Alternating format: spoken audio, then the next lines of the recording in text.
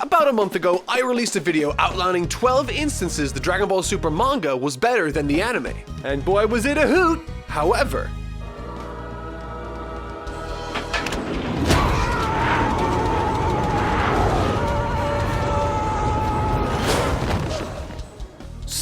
since a few people might have asked, today we're gonna dust off our totally legitimate non-digital copies of Dragon Ball Super manga, as we count down the 12 times Dragon Ball Super's anime was better. Number 12.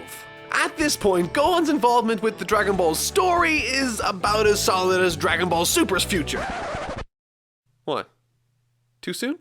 Regardless, Dragon Ball Super's anime really doesn't give the former fan favorite any chance to express himself. But for those of you who have been watching this arc, know that while Dragon Ball Super, for about 80 episodes, didn't give him anything meaningful to do, they most certainly are giving him something to do in the Universe Survival arc, going as far as to give him on-screen time training with Piccolo, as well as the totally legitimate and important moniker of Team Captain!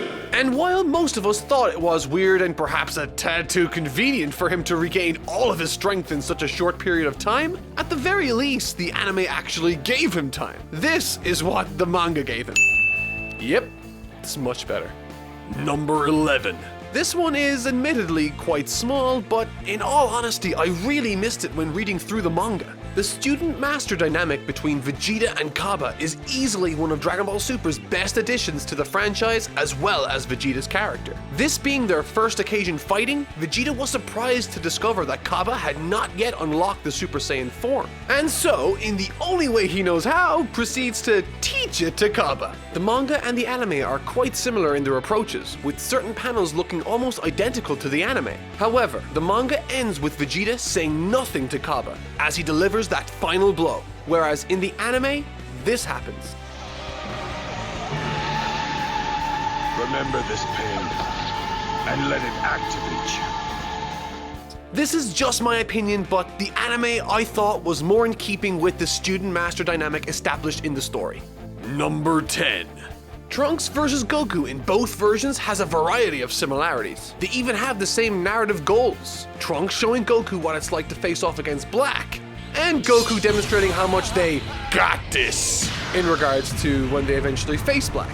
The two Saiyans begin to fight as Super Saiyan 2. As the fight presses on, Goku further transforms into Super Saiyan 3 to demonstrate to Trunks how much farther he is still to go as a fighter. However, and this is where the manga and the Super anime differ. In the anime, Goku slams Trunks to the floor as a Super Saiyan 3, overpowering him. In the manga, Trunks increases his level to the neighborhood of a Super Saiyan 3 while still retaining his Super Saiyan 2 form. Goku then has to resort to using his God form to knock him out.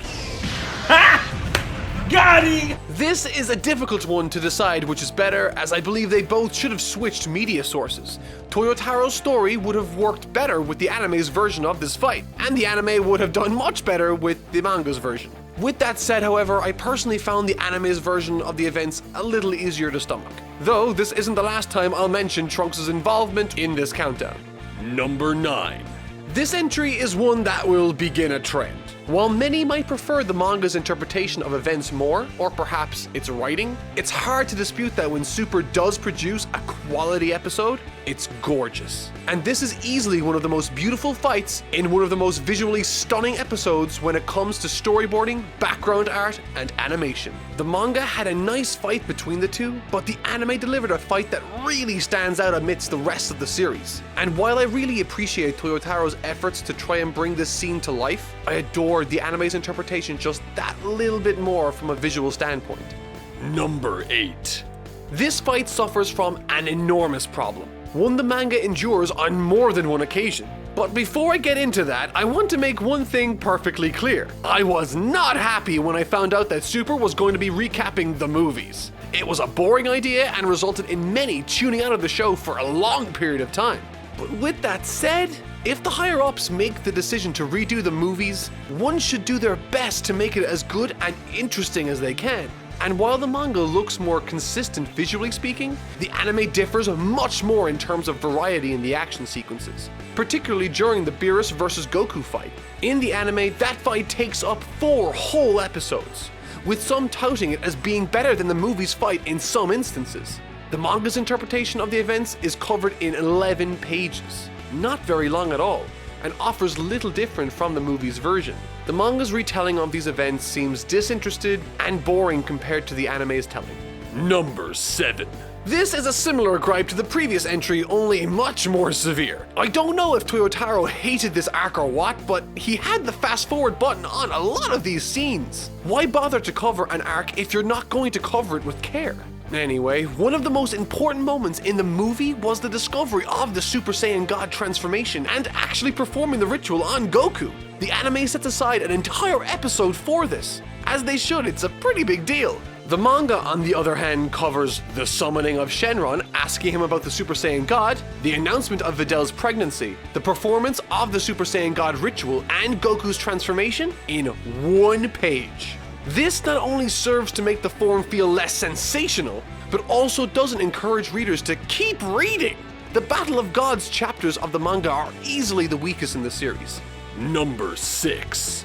With an arc called the Future Trunks arc, you would like to think that Trunks plays a more active role in the story, but once Goku and Vegeta get their hands on Black for the first time, Trunks is hardly ever seen. I will say that he does play a role in the story, but it would have been nice to see him doing even a little bit more to help the effort. And while the anime isn't perfect and has its problems, it's also very satisfying in my opinion to see Trunks stand up and fight for the world he is the defender of. Number 5. This one might be a little controversial, so let me say that I liked both versions of this fight up front, but the anime's version of Vegito vs Fusamasu was much better in my opinion. While I will concede the prelude to the manga's confrontation is more compelling, utilizing Vegeta's love for Bulma to initiate the fusion itself, the anime really runs away with this scene once the fists start being thrown.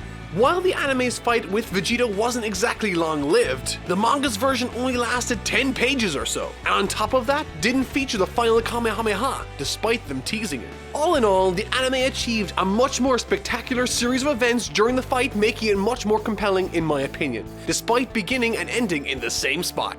Number 4. If there is any way I can work this into a video, you'll be damn sure I'll find it. This is easily one of my favorite episodes in the entire series, and is, in my view, horribly underrated and forgotten at times. This is the kind of episode 13-year-old me would have gone crazy for back in the day. Goku and Vegeta training? Count me the fuck in!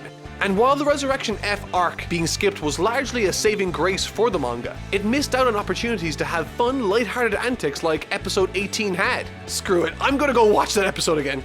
Number 3. Dragon Ball Super, I feel, has made a name for itself by having some of the best filler material in the entirety of Dragon Ball. With episodes like Goku vs. Hit, the rematch, the Potafu arc, and the baseball episode, it's easy to see why. But for this entry, I want to draw attention to my favorite mini-arc. The 2-part story of Krillin rekindling his fighting spirit. Found in episodes 75 and 76, these two are some of my favorites produced by Dragon Ball Super. Episode 75 especially has some wonderful art direction as well as some stellar character moments for Krillin. However, the scene that stayed with me long after came in episode 76. When faced with combating all of these intimidating illusions, Goku and Krillin share a short dialogue together. クリリン怖いんだ俺はお前とは違うんだ I found this scene to be heartbreaking, arguably my favorite Krillin moment. Number 2.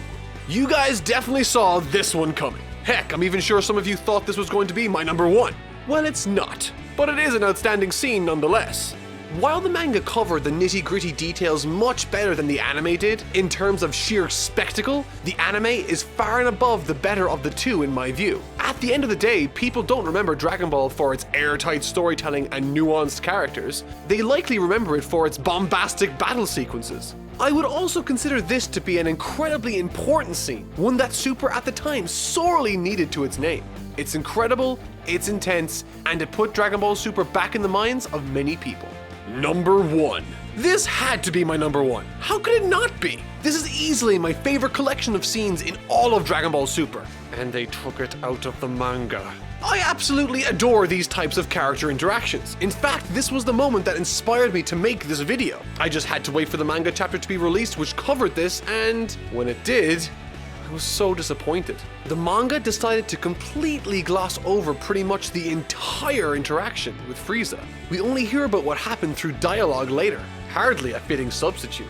The anime's version saw a gripping negotiation between Frieza and Goku, the resurrection of the evil emperor and his annihilation of the assassins sent to destroy him.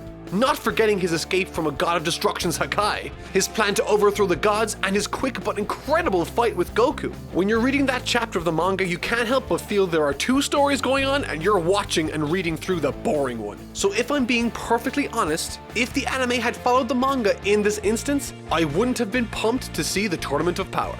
But that's just my opinion. What's yours? Leave a comment down below, I'd love to know what you think. Did I get it right or was I way off? Since the news hit mere hours after my last video was uploaded, many of you have asked and have been worried about whether or not I'll keep my regular uploads going after Super ends in March.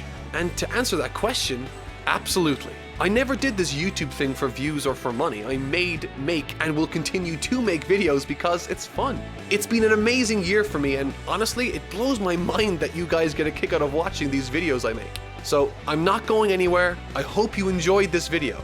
I've been Totally Not Mark, and as I've always said, thank you so much for watching. I'll see you next week.